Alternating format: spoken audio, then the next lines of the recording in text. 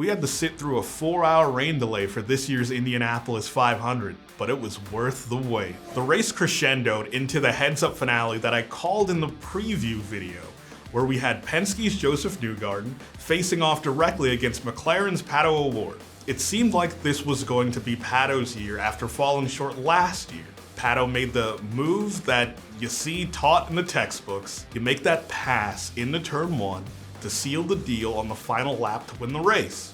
But he just couldn't pull out far enough away from Newgarden. Newgarden just sat in his slipstream, chased him down the backstretch. It seemed like he wasn't going to get the move done into turn 3, but he made that desperate move around the outside. It's the kind of move that either makes you a hero, or you crash your car into the outside wall. Newgarden was fortunate enough and skilled enough to get the move done on the last lap to win the Indianapolis 500 for the second year in a row. It was a Sunday that Honda would like to forget. 9 out of the 11 cars that failed to finish the race were powered by Honda engines. The only bright side was that 3 of those cars left the race due to mechanical problems. The other 6 left through various forms of misfortune.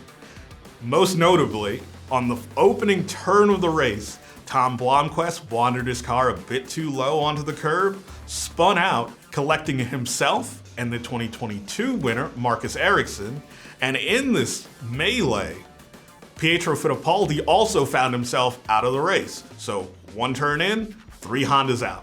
That left essentially just the experienced Honda drivers in the field. It was Dixon, it was Alex Palou, Colton Herta for Andretti was in the race for a long stint until he also crashed out, along with his teammate Marco Andretti. Essentially, outside of the Ganassis, it was just Kyle Kirkwood who stormed his way through the field near the end, just like Newgarden did to win the race. It was definitely a race that you did not know what was going to happen until the last lap. There were 2 different pit strategies, with Dixon on an alternative strategy, so effectively you had cars going slightly slower than the rest of the field in an attempt to save fuel, stretch out their last stint to try to make the run to the flag, while you had cars who stopped later, who had fresher tires, had fuel to burn, and pushed their way to the field just like Josef did. All in all, it was an entertaining, thrilling event. It was one of the Indianapolis 500s that is an instant classic. People are going to be watching this race for years, maybe even decades to come.